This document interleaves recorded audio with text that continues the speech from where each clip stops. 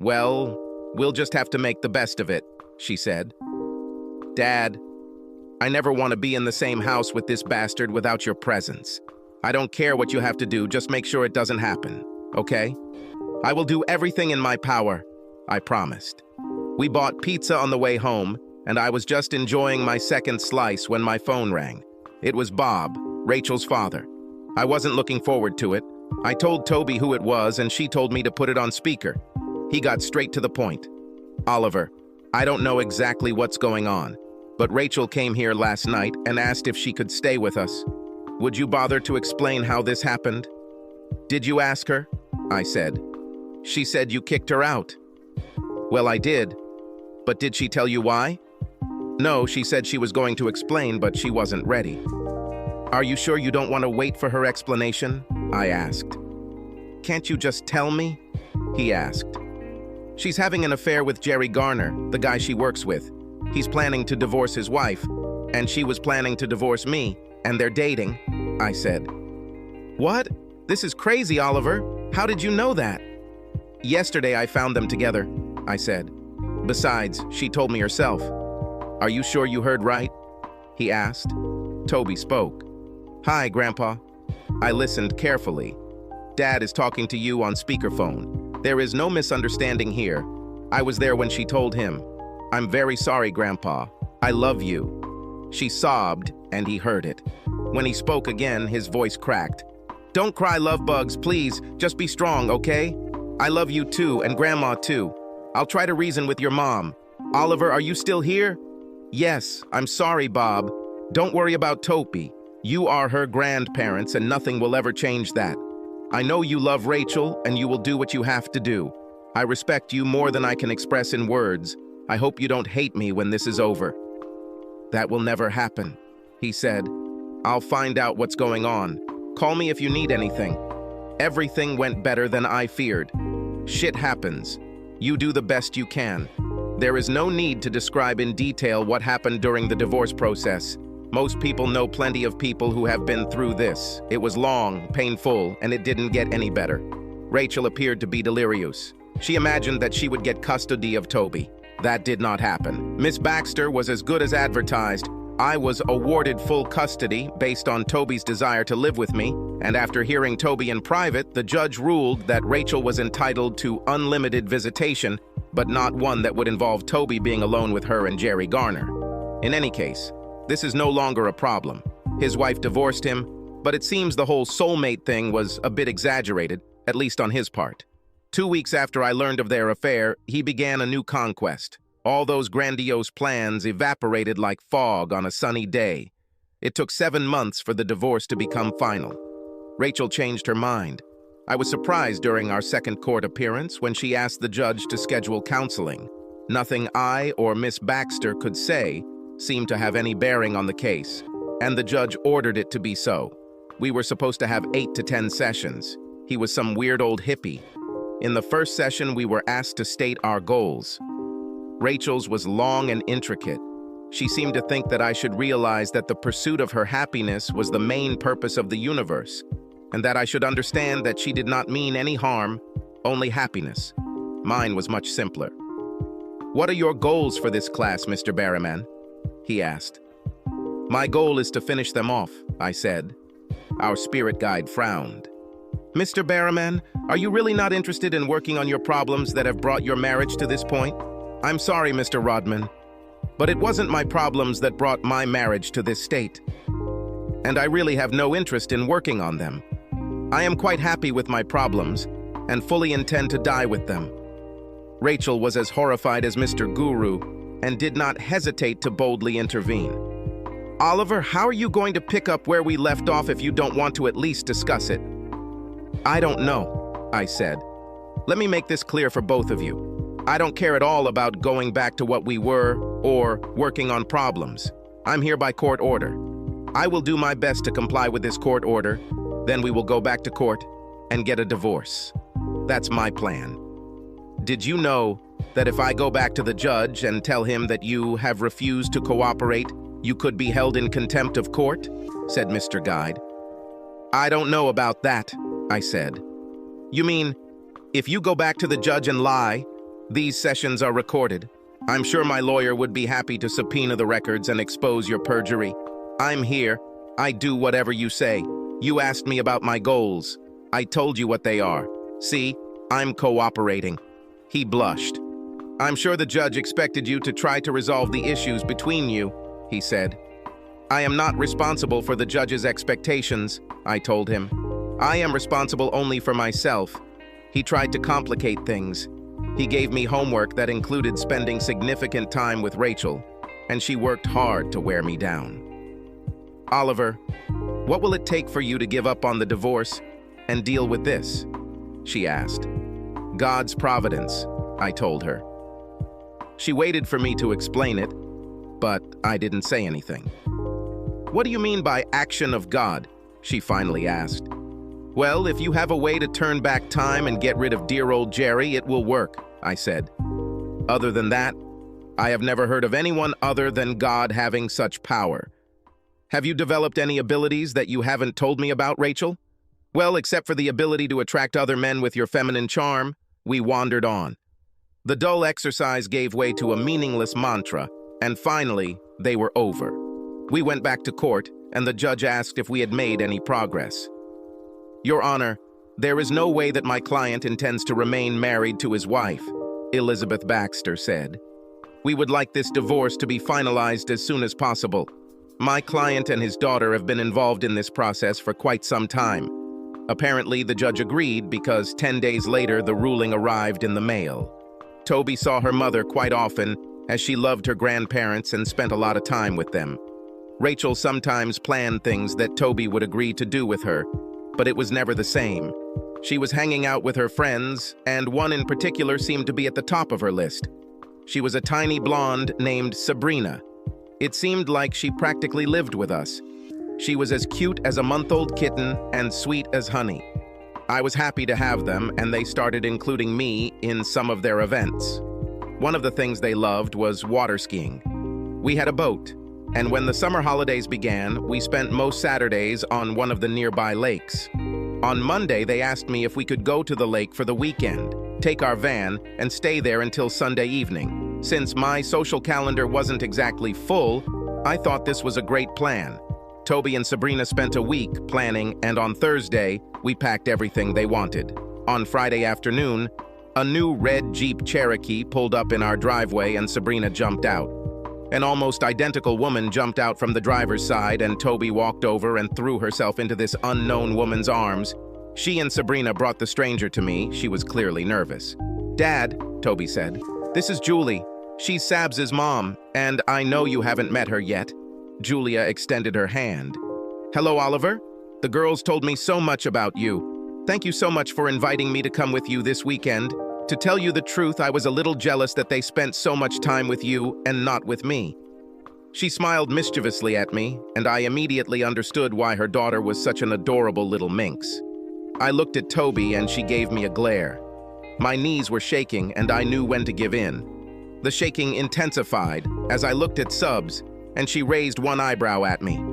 "This will be amazing," I told Julie, speechless. "We always have a great time." She wasn't stupid. She looked from me to the girls, then back to me. "Oh my God," she said. "You didn't know, did you?" "Girls."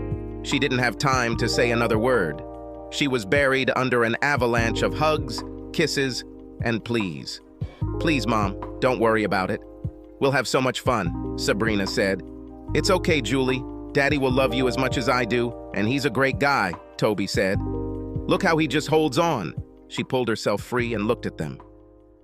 "You two go sit on the porch and I'll go talk to Oliver," she said. They showed some reluctance, and she said, "Now!" They took her words seriously and hurried away. "I'm so sorry, Oliver. I had no idea," she said. "I'm going to take the sub and leave. She will be punished for a month." God, this is so awkward. She looked so small and embarrassed that I stepped forward and hugged her. She tensed at first, but then relaxed. "Yes, it's embarrassing," I said. "They are very naughty, but you and I both know that there is nothing wrong with them. Let me guess. You're single?" She looked up at me and laughed. God, she was cute. "No, that's not true. Do you think that's what it's all about?" I'm almost sure, I said. That's the problem. You've packed your things, you've cleared your weekend. The lake is going to be great. I'm not a bad guy, as you know from talking to Toby. Let's play along. It will be fun. We could tweak them a little. What do you say? She stepped back, looked at the expectant faces of the girls and said, "Yes, let's go." I gave them a thumbs up and they jumped to their feet, running over to join us. I heard Toby running enthusiastically. Yit! I stopped them and took one under each armpit. "Girls, that wasn't very nice," I said. Sabs looked up at me and giggled in her best Skeletor voice. I'm not good. It made us all laugh and I couldn't continue. They were just too sweet and too innocent. "We know what you're trying to do," I told them. "Stop it, I'm serious.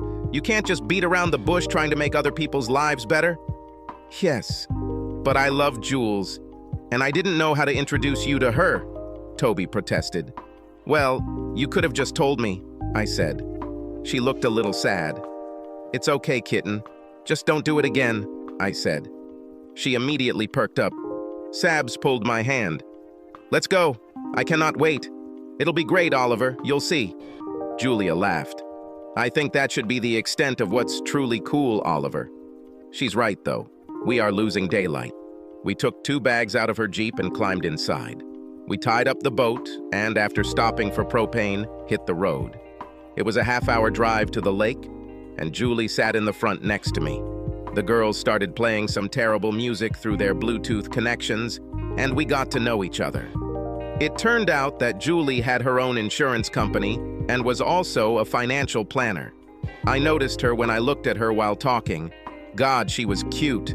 I thought Subs would look exactly like she did when she was Julie's age. She looked quite a bit younger than me, and it turned out that she was 3 years younger.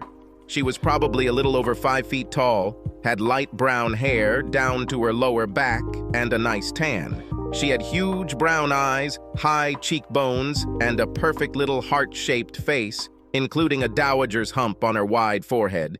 She was wearing jeans and a button-down top, but she was slim and lithe. I didn't want to make fun of her, so I didn't really pay attention to her until we got to the lake. We had permission to park the boat, then the van.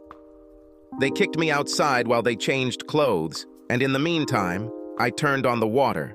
They came out when they finished changing, and I went in, put on my swim trunks and t-shirt, and we were ready.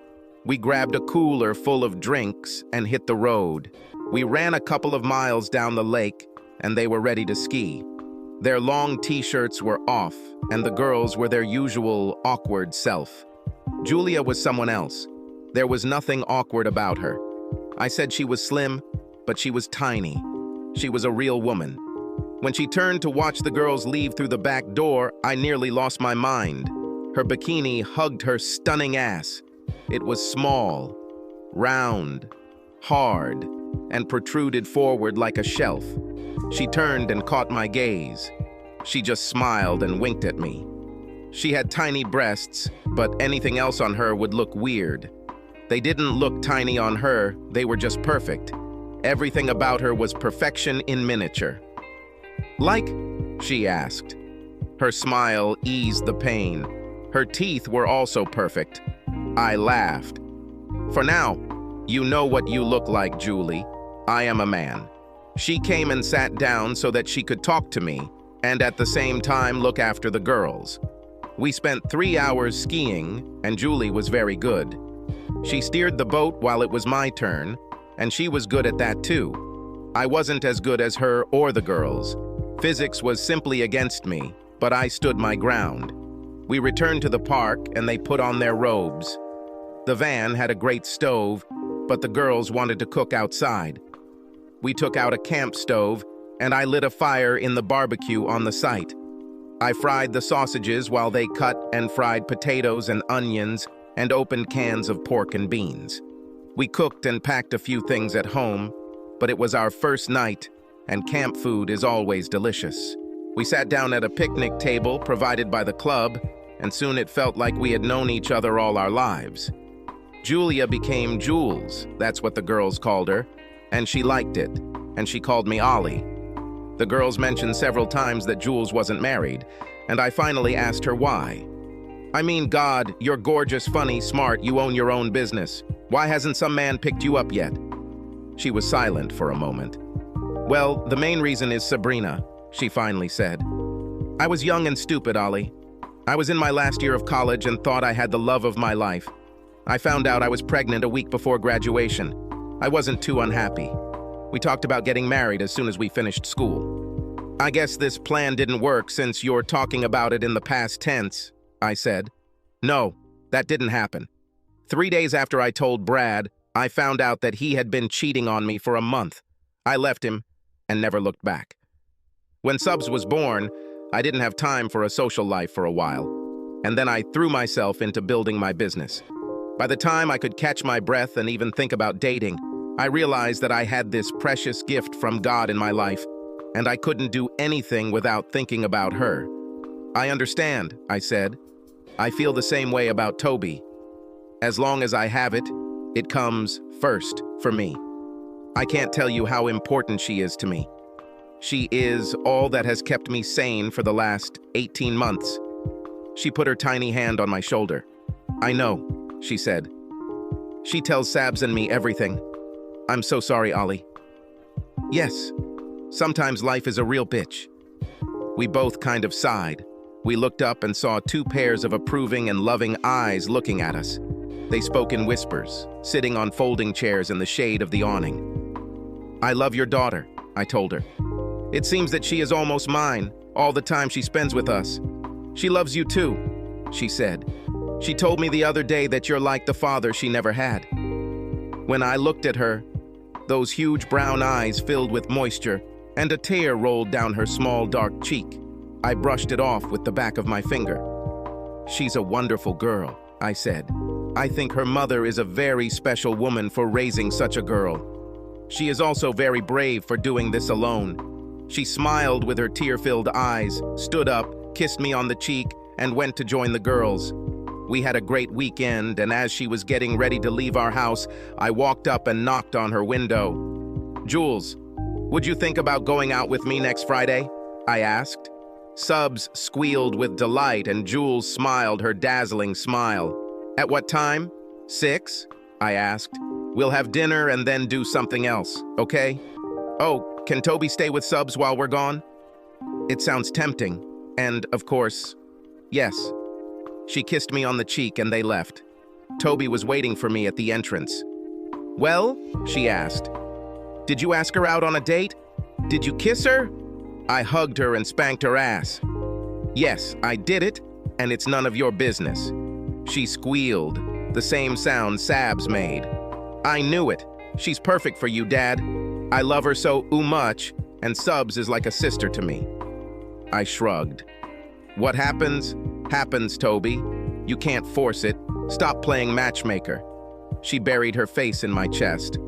I know, Dad, but you were never going to do anything other than just love me unless I did something. It's not that I don't like being the only woman in your life. I laughed. Well, you will always have a place in my heart that no one else can touch. You are my baby, and that will never change.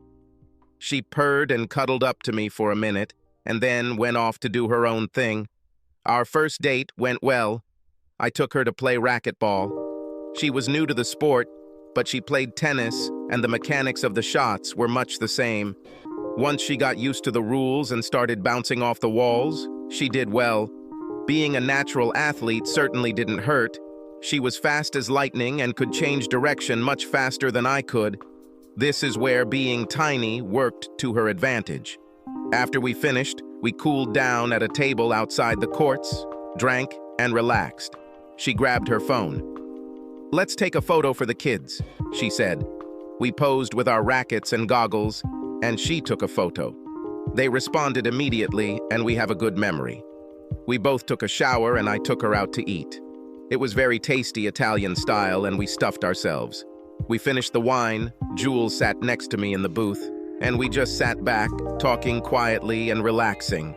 It seemed natural to me to hug her, so I did. She pressed herself close to me and smiled up at me. I thought again how cute she was, and realized that she would always be cute. It was something that wasn't supposed to change with age. She leaned towards me as we approached her house and looked up at me expectantly. I could tell she wanted me to kiss her, so I did. I wanted to kiss her, even more than she probably wanted to be kissed. It was long and very tasty. Her lips were plump and soft and tasted like wine and cherry chapstick. As we moved away from each other, I noticed the curtains move. "I think we have an audience," I said. She giggled, much like her daughter. Or maybe her daughter sounded like her. "I'm not surprised. You know they're trying to set us up, right?" "You do not mind, do you?" I asked. She blushed. "No, I like everything I know about you, Ollie." "Me too," I said. "We better get in there before they tear down the curtains." We met every Friday for 4 months. We were getting closer and closer, and I wanted to take our relationship forward. I didn't want to push her, but it got pretty hot at the end of some of our sessions. I also discovered that I enjoyed having her as a friend almost as much as I enjoyed having her as a girlfriend. We talked on the phone constantly. She would reply or text me with funny little things or just a few words several times a day, and I would do the same. I would see or hear something, and I knew it would make Julius laugh, so I had to share it with her. We became very close, and I knew everything about her life, just as she knew about mine. We started having dinner together, all together every Tuesday, and we would just hang out, play games, and I was almost as in love with Subs as I was with her mother. They were very similar, and if you knew one, you knew the other almost as well. There were subtle and significant differences, but they were both absolutely charming, and the differences only emphasized the similarities. Life was wonderful, and the only thing that marred it was Rachel's constant presence. She was still a part of Toby's life, and therefore, willy-nilly, mine. I wanted nothing to do with her, and her appearance irritated me. She always tried to talk to me every time she came to pick up Toby or I took her to her grandparents. She still lived with them.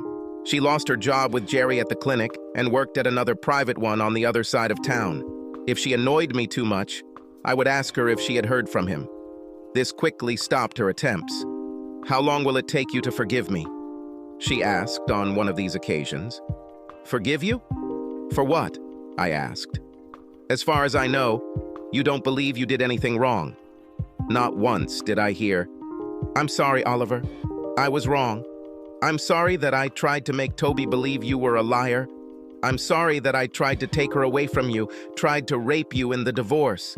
And what's worse is that I never once heard, "I'm sorry I cheated and had sex with that creep behind your back." I didn't hear it then either. She could not take any responsibility for her actions. I really didn't know what forgiving her would entail. I was reconciled and at peace. I didn't forget, but I'm sure I didn't mean to spend a minute grieving over it. People have the right to do stupid things. They have the right to divorce you, leave you, end their friendship with you, and you just accept it and move on. People do shitty things every day. In the heat of the moment, I wanted to punish both traitors, but I quickly went beyond that. Their punishment was that they were who they were. They had to live in harmony with themselves.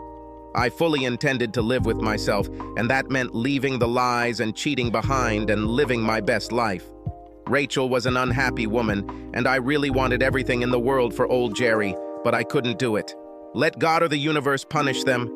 I quit this game. She became even more unhappy when she found out I was dating Jules. I took Toby to her grandparents for the night, and she came out to the car and stopped me. "I heard you're dating the mother of one of Toby's friends," she said. I just looked at her. "This is true?" she asked. "It's my business," I said.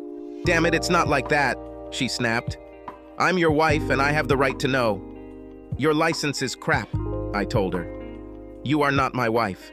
You found your soulmate. And it wasn't me, remember? And then something happened that is called divorce. My business is no longer yours, and yours is not mine. Fuck off, Rachel. Don't poke your nose into my affairs anymore." When I left, steam came off me. Damn, this bitch just wouldn't leave it alone. I told Toby what happened. She was just as furious as I was. Before that, I took Toby to her grandparents, and Rachel brought her to our house. Now it's over, Bob, or Cindy's grandparents would come to our house and pick her up from then on. This has eliminated a major source of stress in my life. On the 7-month anniversary of our trip to the lake, I took Jules out with me. We went to a nice restaurant and a club. She drank little, only beer from time to time or one sip. She had 2 children that night. I raised an eyebrow when she ordered a second one. She laughed. "Yes, I'm wild and crazy today, huh?" "You are perfect as always," I said. "Do you really think so, Ollie?" She tilted her head to the side, as usual. "Because I think you're pretty perfect too. If I'm so perfect, why didn't you invite me to stay the night?" I must have looked pretty scared because she laughed. "Haven't you even thought about it?" I found my presence of mind. Yes, Jules. I haven't thought about anything else since that first day on the yacht when I saw you in that bikini. When we started dating, I realized that you were something different, something special, and I didn't want to pressure you or scare you away. "You won't scare me away," she said. "I told the girls not to wait for me." "Really? So what are we doing here?" I asked. "Oh my God, Jules, let's get out of this place. Do you want to spend the night with me?" She blushed, took my hand, and allowed me to pull her to her feet. "More than anything else, right now." She practically melted into me as we walked out and leaned over to rest her head on my shoulder and held my hand the whole way home. I let her out when we pulled into the garage, and she cuddled with me all the way to the bedroom. I turned her around at the foot of the bed and kissed her. It was one of the most incredible kisses I've ever had, and it just went on and on. When we stopped to catch our breath, she looked up at me, and I drowned in the warm brown pools of her eyes. She put her arms around my neck and looked into my eyes. "Make love to me, Oliver," she said. "I'm a little afraid." "It's not worth it," I told her. "I love you, Julie Barnes. You know that, right?" "I thought so," she muttered. "But I needed to hear it." "I love you too, Oliver." I pulled her towards me and unzipped her little blue dress. I did it slowly, running the back of my fingers along her back, and she winced as I felt goosebumps form on her skin. When I reached a small depression in the small of her back, just above her buttocks, I stopped and stroked her there. She shuddered again. Her skin was like satin, and I reached up and pulled the dress off her shoulders, down her chest, and over the curve of her hips. She wasn't wearing a bra. She didn't need it. Her breasts were small, but perfectly shaped and suited her figure. Large breasts would look weird on her. They seemed much larger than they actually were due to her height. She was covered in a golden tan, and I could tell she was sunbathing topless. I turned her around and sat on the bed, holding her at arm's length so I could look at her. I was right. She was perfection in miniature. She was wearing little blue lace panties and was an adorable erotic doll. I pulled her towards me and pressed my cheek against her elastic belly, wrapping my hands around that fantastic ass. God, this was the feeling I had dreamed of. It was round, firm, and smooth. I stood up and undressed, almost tearing the buttons off my shirt in an attempt to press my skin against hers. When I was left in only my shorts, I took her in my arms like a child. I would bet she didn't weigh 45 kilograms. I carried her to the bed, wrapped my arms around her neck, and carefully laid her on the bed, and we wove our passionate embraces into each other. She ended up deliciously naked in my bed. She looked like an erotic angel. Her blonde hair spread out like a halo across the pillow. I moved to get a better look and taste, but she grabbed me. "Later, Oliver," she said. "I'm ready and I'm all on fire. For me, it was such a long time ago. I need you now." I didn't argue with her. I was completely naked, and she gasped when she saw my manhood. "Oh my God, Ollie, take your time, baby. I've never had anything like this." "How much have you already had?" I whispered in her ear. "3, she muttered, "but never anything like that. At first we made love very much slowly, getting used to each other. But when things went faster, it became louder. Her whole body began to move, and I found myself in the sex of the century. She was so active, so athletic, and she put everything she had into lovemaking, just like everything else in life. I knew I wouldn't last long, and it's a good thing she was on edge. Just when I couldn't hold it in any longer, I felt the tension in her body peak and explode. She squealed hoarsely, and pressed herself against me, screaming out her passion as I exploded with her, pouring into her what seemed to be my soul. We swayed and moved together, finally slowing down and stopping. I leaned over her, supporting, some of the weight of my upper body on my elbows, and we kissed for what seemed like hours, mumbling about our love. I've never been soft, and when I caught my breath, we began the dance of passion again. We fell asleep in each other's arms, and twice that night we made love again, once on my initiative and once on hers. The next morning I woke up lying on my back with an angel half prostrate above me. Her hair covered us, and her cheek rested in the hollow of my shoulder. I just watched her sleep, lazily playing with her hair until she opened her eyes. She pressed herself against me and moaned, "My place is here, Ollie." "I know," I said. "Would you like to wake up here every morning?" She opened her eyes and looked at me. "You mean, like living together?" "No, honey." "Well, yes. But I mean, will you marry me, Julie Barnes?" She raised her small left hand between our faces and moved her fingers. "Nope," she said. "It seems like something is missing." "Hold that thought," I said, and began to get out of bed. "I can hold this thought," she said, "but I can't hold anything else. I need to go to the toilet so bad." I laughed and slapped her ass, making her squeal.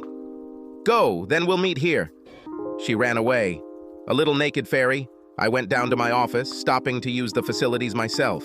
I took what I came for from my safe, and when I returned, she was curled up under the blanket. I climbed inside and took hold of that left hand again. I looked into her eyes and saw only love there. "Julie, will you marry me?" I put the ring on her finger. It was too big, and we would have to resize it, but this will do for now. She picked it up and looked at it. "This is wonderful," she said. "It looks old. Where did you take it? When did you receive this?" "Remember I told you that I was going to the auction?" I said. "It was about a month ago." "Yes, I remember. They were auctioning off the estate, right?" "Yeah. What I didn't tell you is that I saw this ring in a catalog and went out with the intention of buying it and asking you to marry me. It was made in England around 1810 for the Duchess of Avon. It has a long history. Do you like it?" "I like it," she said.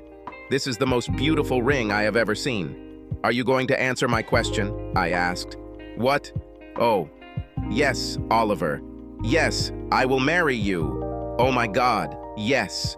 I laughed and squeezed my bride in my arms. "We need to notify the girls," she said. "Subscribe to our channel so that your second chaff doesn't cheat on you, and go ahead and listen to the next story, because this story is nothing compared to the next one. If you're under 18, don't even think about listening to the next one."